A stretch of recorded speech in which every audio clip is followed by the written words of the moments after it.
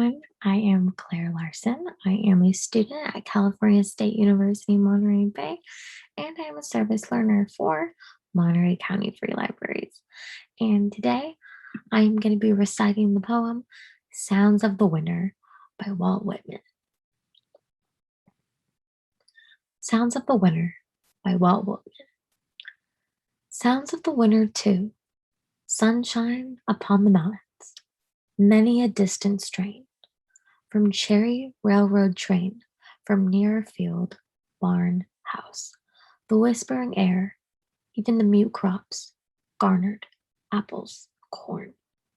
Children's and women's tones, rhythm of many a farmer and frail. An old man's garrulous lips among the rest. Think not we give out yet.